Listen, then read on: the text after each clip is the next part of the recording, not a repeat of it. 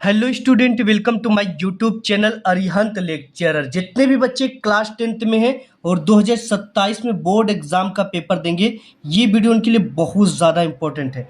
प्यारे बच्चों, आज की इस वीडियो में मैं कक्षा 10वीं सामाजिक विज्ञान का महत्वपूर्ण बहुविकल्पी प्रश्न लेकर आया हूँ।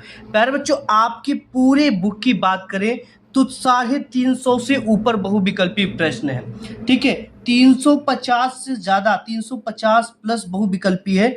लेकिन आज की इस वीडियो में मैं 50 ऐसे बहुविकल्पी प्रश्न लेकर आया हूं जो कि आपकी बोर्ड एग्जाम में आएंगे। ठीक है, और ये बोर्ड एग्जाम में बार बार रिपीटेड क्वेश्चन है और बार बार पूछा जाता है। अगर आपका भी सपना है बोर्ड एग्जाम में 95% लाने का, तो ये सपना आपका पूरा हो जाएगा प्यारे बच्चों। ठीक है, देखिए, जो सामाजिक विज्ञान का पेपर होता है बच्चा, वो 70 नंबर का पेपर होता है। 70 नंबर के पेपर में से 20 नंबर का बहुविकल्पी प्रश्न आता है। ठीक है, अगर आज की इस वीडियो को आप देख लेते हो तो आपका 20 में 20 नंबर बिल्कुल पक्का हो जाएगा। ठीक है, क्योंकि इसमें जितने भी क्वेश्चन है वो बोर्ड एग्जाम में बार बार रिपीटेड क्वेश्चन है। तो इसलिए बच्चा इस वीडियो को बहुत ध्यान से देखना, और ये वीडियो आपके लिए बहुत महत्वपूर्ण है। ठीक है, तो आज की इस वीडियो में हम देखेंगे कक्षा 10वीं सामाजिक विज्ञान 2027 बोर्ड के लिए सभी महत्वपूर्ण बहुविकल्पी प्रश्न। जितने भी बहुविकल्पी प्रश्न जो आपके बोर्ड एग्जाम में आएंगे, बस इनको आप तैयार कर लेना प्यारे बच्चों। यहाँ पे जो सबसे पहला क्वेश्चन दे रखा है, वो दे रखा है कि नेपोलियन की संहिता सिविल कोड किस वर्ष लागू की गई थी। यहाँ पे ऑप्शन है 1804 में, 1815 में, 1789 में, 1830 ईस्वी में। तो नेपोलियन की संहिता जो सिविल कोड थी वो 1804 ईस्वी में लागू की गई थी। ऑप्शन नंबर ए आपका एग्जाम में आएगा, लगा लेना। ठीक है, अब इसके बाद यहाँ पे दूसरा नंबर क्वेश्चन दे रखा है कि फ्रांस की क्रांति का मुख्य कारण क्या था। निरंकुश शासन था, राजा की लोकप्रियता था, प्रेस की स्वतंत्रता था, या आर्थिक समानता था। तो बच्चा, यहाँ पे जो फ्रांस की क्रांति का मुख्य कारण था वो निरंकुश शासन था। ऑप्शन नंबर आपका ए करेक्ट हो जाएगा। इसके बाद यहाँ पे तीसरा क्वेश्चन दे रखा है, ये दे रखा है कि राष्ट्रवाद की अवधारणा का जन्म किस घटना से माना जाता है। फ्रांस की क्रांति की घटना से, औद्योगिक की क्रांति की घटना से, रूस की क्रांति की घटना से, अमेरिकी स्वतंत्रता संग्राम की घटना से। तो ये जो माना जाता है बच्चा, फ्रांस की क्रांति से संबंधित माना जाता है। किससे? फ्रांस की क्रांति से। ऑप्शन नंबर ए आपका करेक्ट हो जाएगा, राष्ट्रवाद की अवधारणा। इसके बाद चौथा नंबर क्वेश्चन है, ये दे रखा है कि जोलवेरिन क्या था। ठीक, उस समय एक जोलवेरिन हुआ करता था, ये क्या था। एक गुप्त संगठन था, एक कस्टम यूनियन सीमा शुल्क संघ था, एक दार्शनिक सभा था, एक राजनीतिक दल था। तो ये जो है ना, एक कस्टम यूनियन जो है सीमा शुल्क संघ था, एक कस्टम यूनियन सीमा शुल्क संघ था। ऑप्शन नंबर आपका जो है ये ब करेक्ट हो जाएगा। इसके बाद आपका पांचवा नंबर क्वेश्चन यहाँ पे दे रखा बच्चा कि महात्मा गांधी ने असहयोग आंदोलन कब वापस लिया था। देखिए, महात्मा गांधी जी ने 3 आंदोलन चलाए थे। यहाँ पर जो महात्मा गांधी थे वो 3 आंदोलन चलाए थे।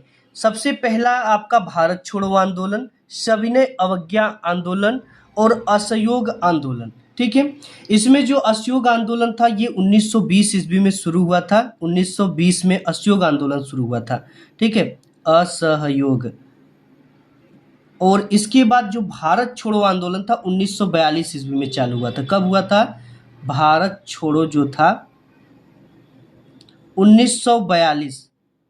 और इसके बाद आपका असहयोग, भारत छोड़ो और सविनय अवज्ञा आंदोलन ये 1930 में चालू किया गया था। ठीक है, सविनय अवज्ञा आंदोलन ये कब हुआ था? 1930 में स्टार्ट हुआ था। तो यहाँ पर गांधी जी ने वापस कब लिया असहयोग आंदोलन को, क्योंकि असहयोग आंदोलन 1920 में शुरू हुआ और इसे वापस कब लिया गया? 1922 में, जनवरी 1921 में, फरवरी 1930 में, या दिसंबर 1929 में। तो ये जो बच्चा वापस लिया गया ये 1920 तक चला गया था, यानी 1922 में ये 1922 में ये वापस ले लिया गया था। पांचवें का आपका जो है अकरेक्ट हो जाएगा।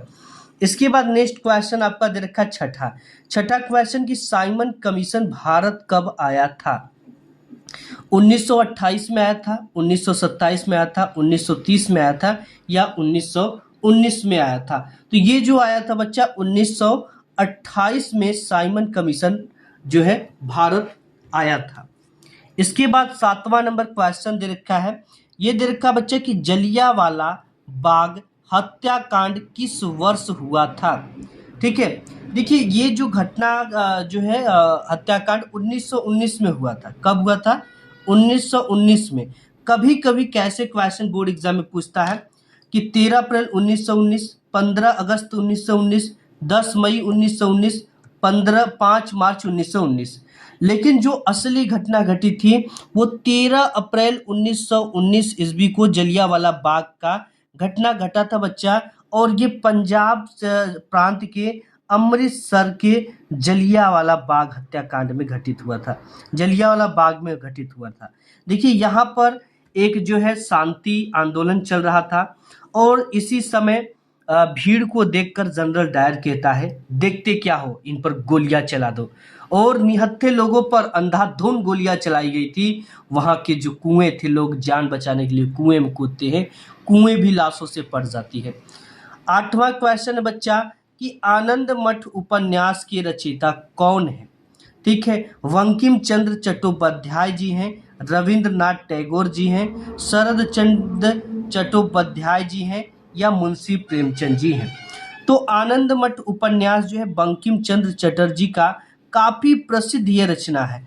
ऑप्शन नंबर ए आपका करेक्ट हो जाएगा। 9वां नंबर क्वेश्चन दे रखा बच्चा कि चौरी चौरा कांड किस स्थान पर हुआ था? गोरखपुर में हुआ था, वाराणसी में हुआ था, लखनऊ में हुआ था, कानपुर में हुआ था? तो बच्चा चौरी चौरा जो कांड हुआ था वो गोरखपुर में हुआ था, जिसमें 12 थानेदार की जलकर मृत्यु हो गई थी। ठीक है, और यहाँ पर 10वां नंबर क्वेश्चन दे रखा है कि बारदोली सत्याग्रह का नेतृत्व किसने किया था? सरदार वल्लभ भाई पटेल, महात्मा गांधी, जवाहरलाल नेहरू, सुभाष चंद्र बोस? तो सरदार वल्लभ भाई पटेल ने बारदोली सत्याग्रह का नेतृत्व किया था। ऑप्शन आपका ए करेक्ट हो जाएगा। नेक्स्ट देखते हैं 11 नंबर। नेक्स्ट बच्चे यहाँ पे 11 नंबर क्वेश्चन दे रखा है कि प्रथम विश्व युद्ध की शुरुआत किस वर्ष हुई थी? जब अमेरिका ने जापान के हिरोशिमा और नागासाकी शहरों पर परमाणु बम गिरा दिया था। तो यहाँ पर है 1914, 1939, 1919 और 1945। तो पहला जो परमाणु बम हमला हुआ था 1914 ईस्वी में हुआ था, जिसपे जापान के जो है नागासाकी और हिरोशिमा नामक स्थान पर बम गिराकर उसे तहस नहस कर दिया गया था। इसके बाद 12 नंबर क्वेश्चन है कि गुलामगिरी पुस्तक के लेखक कौन है? बहुत ही महत्वपूर्ण क्वेश्चन है। ज्योतिबा फूले हैं, बी.आर. अम्बेडकर हैं, पेरियार हैं, महात्मा गांधी हैं? तो गुलामगिरी पुस्तक जो है ये ज्योतिबा फूले की काफी प्रसिद्ध रचना है। ऑप्शन नंबर ए आपका करेक्ट हो जाएगा। 13 नंबर क्वेश्चन दे रखा है कि मुद्रण तकनीकी सबसे पहले किस देश में विकसित हुई थी? मुद्रण करने की यानी जो छापने की तकनीकी है, चीन में हुई थी, भारत में हुई थी, जापान में हुई थी, जर्मनी में हुई थी? तो बच्चे ये चीन में हुई थी मुद्रण की। आज भी चीन इस क्षेत्र में बहुत आगे है। ठीक है, अच्छे अच्छे जितने भी प्रिंटर आते हैं वो चीन से ही आते हैं। चाहे आपकी एचपी का प्रिंटर हो गया, बहुत बेस्ट क्वालिटी है, तो ये भी चीन से आता। और सबसे ज़्यादा मोबाइल फ़ोन की कंपनियां चीन की ही है। ठीक है, और इसके बाद यहाँ पे 14 नंबर क्वेश्चन है, मार्टिन लूथर कौन था? ये बहुत ही इंपॉर्टेंट क्वेश्चन था। धर्म सुधारक है, दार्शनिक है, वैज्ञानिक है, राजनेता है? ये सब क्वेश्चन वेरी वेरी इंपॉर्टेंट है और बोर्ड एग्जाम में बार बार रिपीट करते हैं। प्यारे बच्चों, अगर आपने अभी तक इस वीडियो को लाइक नहीं किया है तो एक लाइक फटाफट कर दीजिए। तो मार्टिन लूथर एक धर्म सुधारक थे। कौन थे? एक धर्म सुधारक थे। ऑप्शन नंबर आपका ए करेक्ट हो जाएगा।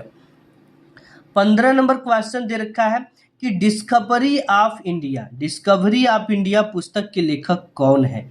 यानी भारत की खोज नामक पुस्तक के लेखक कौन है? जवाहरलाल नेहरू हैं, महात्मा गांधी हैं, सुभाष चंद्र बोस है, डॉक्टर राजेंद्र प्रसाद जी हैं? तो बच्चे यहाँ पे Jawaharlal Nehru discovery of India पुस्तक के राइटर हैं, लेखक है। ऑप्शन नंबर ए आपका करेक्ट हो जाएगा। इसके बाद 16 नंबर क्वेश्चन यहाँ पे दे रखा है कि निम्न में से कौन सा संसाधन नवीनकरणीय है, मतलब जिसका फिर से निर्माण किया जा सकता है। सौर ऊर्जा का, कोयला का, पेट्रोलियम का, प्राकृतिक गैस का। तो सौर ऊर्जा जो है एक नवीनकरणीय, यानी इसका नया निर्माण किया गया है। ठीक है, नए निर्माण की वजह से इसे नवीनकरणीय कहते हैं।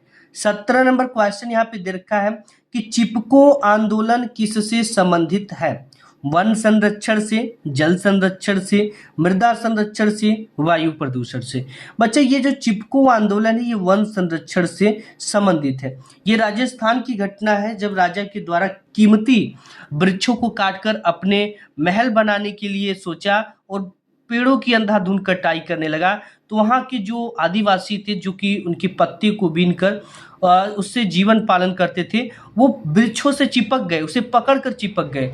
वो कहते थे कि आपको वृक्ष काटने से पहले सबसे पहले मुझे काटना पड़ेगा, तब आप वृक्ष काट पाओगे। तो ये वन संरक्षण था। ठीक है, ऑप्शन नंबर ए आपका करेक्ट हो जाएगा। इसके बाद 18 नंबर क्वेश्चन है बच्चा कि भारत में सबसे अधिक उपजाऊ मिट्टी कौन सी है भारत की? यहाँ पे है जलोढ़ मिट्टी है, यहाँ पे है काली मिट्टी है, लाल मिट्टी है, लेटेराइट मिट्टी है। तो यहाँ जो जलोढ़ मिट्टी होती है भारत में काफी ज्यादा उपजाऊ होती है। इस मिट्टी का निर्माण क्या होती है? नदियों, तालाबों, सागरों के द्वारा बहाकर अपने साथ लाई गई उपजाऊ मिट्टी होती है। क्योंकि जलोढ़ मिट्टी किसे कहते हैं? जल के द्वारा बहाकर लाई गई मिट्टी, जैसे कि ऊपरी परत बह जाती है और एक जगह पे जम जाता है और वो मिट्टी काफी ज्यादा उपजाऊ होती है। तो भारत में सबसे ज्यादा उपजाऊ मिट्टी जो है जलोढ़ मिट्टी है। इसके बाद 19 नंबर क्वेश्चन यहाँ पे दे रखा है कि काली मिट्टी का दूसरा नाम क्या है? रेगूर मिट्टी, बांगर मिट्टी, खादर मिट्टी या लाल मिट्टी। तो इसे रेगूर मिट्टी के नाम से जानते हैं। कहीं कहीं देहात गांव में कहा जाता है कि भैया रेगूर मिट्टी था। तो यहाँ पर ऑप्शन नंबर आपका ए करेक्ट हो जाएगा। इसके बाद 20वां नंबर क्वेश्चन है कि सरदार सरोवर बांध किस नदी पर बना है बच्चा? ये नर्मदा नदी पर बना है, गंगा नदी पर बना है, यमुना नदी पर बना है, कावेरी नदी पर बना है। तो ये बना है आपका नर्मदा नदी पर। किस पर बना है? नर्मदा नदी पर सरदार सरोवर बांध बना हुआ है। 21 नंबर क्वेश्चन दे रखा है कि टिहरी बांध परियोजना किस राज्य में स्थित है? उत्तराखंड में है, उत्तर प्रदेश में है, मध्य प्रदेश में है, बिहार में है। टिहरी जो बांध परियोजना है बच्चा ये उत्तराखंड में स्थित है। कहाँ पे स्थित है? उत्तराखंड में। नेक्स्ट देखते हैं 22 नंबर। नेक्स्ट आपका यहाँ पर 22 नंबर क्वेश्चन दे रखा है बच्चा। ये दे रखा है कि धान की खेती के लिए कौन सी मिट्टी सबसे उपयुक्त है? ठीक है, जलोढ़ मिट्टी है, काली मिट्टी है, लाल मिट्टी है, मरुस्थलीय मिट्टी है। तो हमने आपको बताया कि भारत में सबसे ज्यादा जो उपजाऊ मिट्टी होती है जलोढ़ मिट्टी होती है और ये धान के लिए सबसे ज्यादा उपयुक्त मानी जाती है। तो यहाँ पर ऑप्शन नंबर ए आपका करेक्ट हो जाएगा। 23 नंबर क्वेश्चन यहाँ पर दे रखा बच्चा कि भारत में रबी की फसल का मौसम कौन सा है?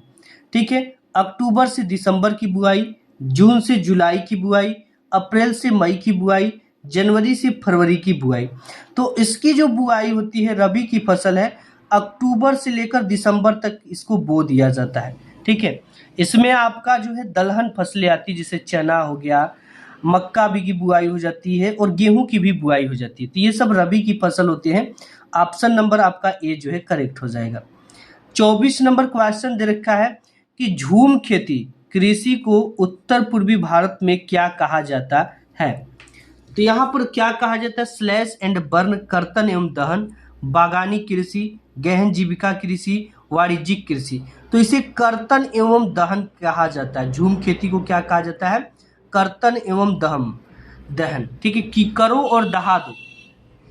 25 नंबर क्वेश्चन दे रखा बच्चा कि झारखंड में स्थित कोडरमा निम्नलिखित में से किस खनिज का अग्रणी उत्पादक है? अभ्रक का है, बॉक्साइट का है, लौह अयस्क का है, तांबा का है। तो जो झारखंड में कोडरमा स्थित है ये अभ्रक के लिए काफी प्रसिद्ध है, जहां माइका जिसे कहते हैं। तो यहाँ पे ऑप्शन नंबर ए आपका करेक्ट हो जाएगा। 16 नंबर क्वेश्चन यहाँ पे दे रखा बच्चा कि निम्नलिखित में से कौन सा एक गैर परंपरागत ऊर्जा स्रोत है? गैर पारंपरिक ऊर्जा स्रोत है। यहाँ पे सौर ऊर्जा है, कोयला है, पेट्रोलियम है, प्राकृतिक गैस है। कोयला, प्राकृतिक गैस, पेट्रोलियम धरती से बहुत पहले से विद्यमान है, तो इसे हम पारंपरिक कहते हैं, यानी बहुत पहले से परंपराओं से विद्यमान है, तो इसे पारंपरिक कहेंगे।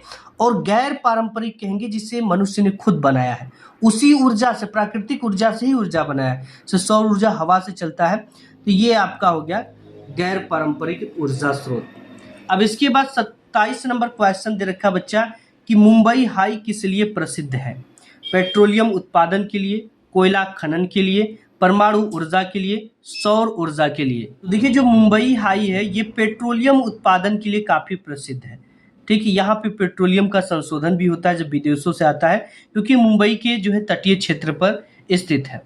इसके बाद 28 नंबर क्वेश्चन है बच्चा कि भारत का सबसे पहला परमाणु ऊर्जा संयंत्र कहाँ पे स्थापित किया गया था? भारत का पहला परमाणु ऊर्जा संयंत्र कहाँ पे स्थापित किया गया था? तारापुर में, कलपक्कम में, नरौरा में या काकरापार में? तो ये तारापुर में किया गया था। कहाँ पे किया गया था? तारापुर। ऑप्शन नंबर ए आपका करेक्ट हो जाएगा। 29 नंबर क्वेश्चन दे रखा है कि देश की पहली रेलगाड़ी किस वर्ष और कहाँ से कहाँ चलाई गई थी? ठीक है, आपने पढ़ा होगा कि 1853 ईस्वी में मुंबई से ठाणे के बीच ये पहली रेलगाड़ी चलाई गई थी। ठीक है, जिसकी दूरी काफी कम थी। 30वां नंबर क्वेश्चन दे रखा है कि निम्नलिखित में से कौन सा परिवहन साधन भारत में प्रमुख है? सड़क परिवहन, वायु परिवहन, पाइपलाइन परिवहन, जल परिवहन। तो यहाँ पर बच्चा आपका जो है सड़क परिवहन भारत में प्रमुख है। ठीक है, क्योंकि यहाँ पर जो है सड़कें से ही ज़्यादा से ज़्यादा व्यापार वगैरह होता है। 31 नंबर क्वेश्चन दे रखा है कि श्रीलंका में गृह युद्ध का अंत किस वर्ष हुआ था? 2009 में, 2005 में, 2010 में, 2000 में? तो 2009 में श्रीलंका में गृह युद्ध का अंत हुआ था। ऑप्शन नंबर ए आपका करेक्ट हो जाएगा। 32 नंबर क्वेश्चन दे रखा बच्चा कि सत्ता की साझेदारी का सबसे अच्छा उदाहरण कौन सा देश प्रस्तुत करता है? बेल्जियम प्रस्तुत करता है, श्रीलंका करता है, पाकिस्तान करता है, म्यांमार। तो बेल्जियम एक ऐसा देश है जो सत्ता की साझेदारी का सबसे अच्छा उदाहरण पेश करता है या प्रस्तुत करता है। नेक्स्ट देखते हैं 33 नंबर। नेक्स्ट बच्चे यहाँ पे 33 नंबर क्वेश्चन है कि संघ सूची में निम्नलिखित में से कौन सा विषय शामिल है? रक्षा और विदेशी मामले, शिक्षा और वन, कृषि और सिंचाई, पुलिस और व्यापार। तो रक्षा और विदेशी मामले जो हैं ये आपका संघ सूची में शामिल है। ऑप्शन नंबर ए आपका करेक्ट हो जाएगा। 34 नंबर क्वेश्चन यहाँ पे दे रखा है कि समवर्ती सूची के अंतर्गत कौन सा विषय आता है? समवर्ती सूची के अंतर्गत शिक्षा आता है, प्रतिरक्षा आता है, पुलिस आता है, कृषि आता है। तो शिक्षा जो होता है ना ये समवर्ती सूची के अंतर्गत आता है। 35 नंबर क्वेश्चन दे रखा है कि भारत में कुल कितने संघीय राज्य हैं? 28 है, 29 है, 27 है, 30 है। तो भारत में कुल जो है आपकी 29 संघीय राज्य है। ऑप्शन बी करेक्ट हो जाएगा। 36 नंबर क्वेश्चन दे रखा है कि भारत में स्थानीय शासन प्रणाली यानी पंचायती राज की शुरुआत किस वर्ष संवैधानिक रूप से हुई है? 1992 में, 47 में, 1985 में, 2000 में। तो 1992 ईस्वी में ना भारत में स्थानीय शासन प्रणाली पंचायती राज की शुरुआत किया गया था। 37 नंबर क्वेश्चन दे रखा बच्चा कि भारत में राजनीतिक दलों को मान्यता कौन प्रदान करता है? चुनाव आयोग, निर्वाचन आयोग, राष्ट्रपति, संसद, सर्वोच्च न्यायालय। तो भारत में जो राजनीतिक दलों का मान्यता कौन प्रदान करता है? चुनाव आयोग, निर्वाचन आयोग। ऑप्शन नंबर ए आपका करेक्ट हो जाएगा। 38 नंबर क्वेश्चन दे रखा है कि लोकतंत्र जनता के द्वारा और जनता के लिए शासन है, यह कथन किसका है? अब्राहम लिंकन का, महात्मा गांधी का, रूसो का, एरिस्टोटल का। तो अब्राहम लिंकन जी ने कहा था कि जनता द्वारा जनता के लिए जनता का शासन है ये। 39 नंबर से कि लोकतंत्र के मूल्यांकन के लिहाज से इनमें से कौन सा एक बेहतरीन गुण है? नागरिकों की गरिमा में वृद्धि, भ्रष्टाचार में वृद्धि, तानाशाही शासन प्रणाली, निर्णय लेने में अत्यधिक विलंब। तो यहाँ पे है लोकतंत्र की नागरिकों की गरिमा में वृद्धि करता है। ऑप्शन नंबर ए आपका करेक्ट हो जाएगा।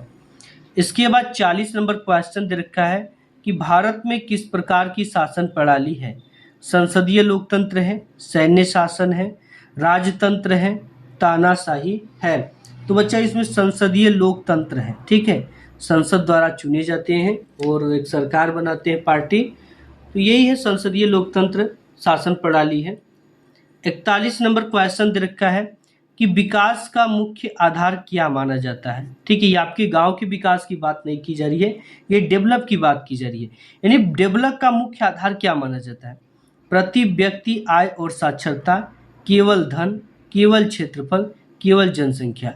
तो प्रति व्यक्ति आय में प्रति व्यक्ति आय और साक्षरता को विकास का आधार माना जाता है। 42 नंबर क्वेश्चन दे रखा है कि मानव विकास सूचकांक HDI किसके द्वारा जारी किया गया है। UNDP के द्वारा, वर्ल्ड बैंक के द्वारा, IMF के द्वारा, WTO के द्वारा। तो ये UNDP बैंक के द्वारा जारी किया गया है।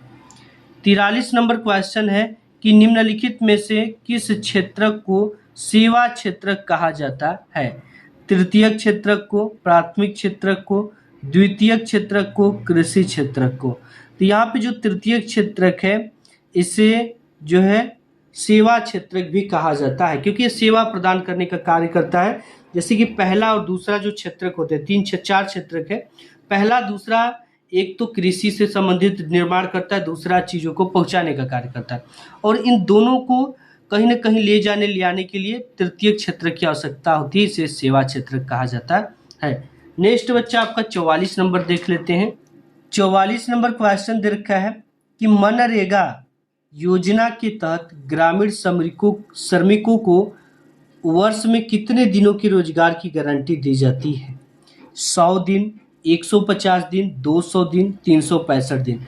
तो 100 दिन, पहले ये 90 दिन का काम था, लेकिन अब ये कितने दिन का हो गया है, 100 दिन का। यानी ऑप्शन नंबर आपका जो बी है करेक्ट हो जाएगा। अब यहाँ पे 45 नंबर क्वेश्चन की मुद्रा का आधुनिक रूप क्या है। करेंसी नोट और सिक्के, वस्तु विनिमय, सोना और चांदी, तांबे के सिक्के। तो करेंसी नोट और सिक्के जो है आधुनिक रूप है मुद्रा का। 46 नंबर क्वेश्चन दे रखा है बैंकों में जमा राशि पर बैंक क्या देते हैं। ब्याज देते हैं, टैक्स देते हैं, जुर्माना देते हैं, ऋण शुल्क देते हैं। तो हमें सिर्फ और सिर्फ ये ब्याज देते हैं। क्या देते हैं, ब्याज। 47 नंबर क्वेश्चन की वैश्वीकरण से मुख्य रूप से क्या लाभ है। वस्तुओं और सेवाओं का अंतर्राष्ट्रीय व्यापार बढ़ा है, केवल स्थानीय व्यापार बढ़ा है, आयात पर पूरी तरह प्रतिबंध लगा है, और यहाँ पे गरीबी में वृद्धि हुई है। तो यहाँ पर जो आपका करेक्ट ऑप्शन हो जाएगा वस्तुओं और सेवाओं का अंतर्राष्ट्रीय व्यापार बढ़ा है। ऑप्शन नंबर ए आपका करेक्ट हो जाएगा। 48 नंबर क्वेश्चन दे रखा है कि बहुराष्ट्रीय कंपनियां अपना उत्पादन कहाँ स्थापित करना पसंद करती हैं। जहां सस्ता श्रम और बाजार उपलब्ध हो, जहां कानून बहुत सख्त हो, जहां केवल अत्यधिक ठंड हो, केवल अपने गृह देश में। तो इसमें जो है जहां सस्ता श्रम और बाजार उपलब्ध हो वहां पे बहुराष्ट्रीय कंपनियां अपना एक कंपनी खड़ा कर देती हैं। 49 नंबर क्वेश्चन की उपभोक्ता संरक्षण अधिनियम किस वर्ष जो है वर्ष पारित किया गया था। तो उपभोक्ता संरक्षण अधिनियम किस वर्ष पारित किया गया था। यहाँ पे ऑप्शन दो, ये 1955 में, ठीक है। एक ऑप्शन है उपभोक्ता संरक्षण अधिनियम किस वर्ष पारित किया गया था, यही क्वेश्चन ही है। 1955, 2005, 1990 ईस्वी में, ठीक है। तो ये जो पास किया गया था बच्चा उपभोक्ता संरक्षण अधिनियम वर्ष पारित किया गया था, ठीक है। यही ऑप्शन करेक्ट हो जाएगा। 50वां नंबर क्वेश्चन है और इस क्वेश्चन का लास्ट क्वेश्चन है भारत में उपभोक्ता अधिकार दिवस कब मनाया जाता है। 24 दिसंबर को, 15 मार्च को, 5 जून को, 14 नवंबर को। तो 24 दिसंबर को भारत में उपभोक्ता अधिकार दिवस मनाया जाता है। तो ये रहे बच्चा 50 सबसे ज़्यादा मोस्ट इंपॉर्टेंट बार बार रिपीटेड क्वेश्चन बोर्ड एग्जाम में। आप इन्हें अच्छी तरीके से तैयार कर लेना, ठीक है। मिलूंगा एक नेक्स्ट वीडियो में, तब तक के लिए धन्यवाद।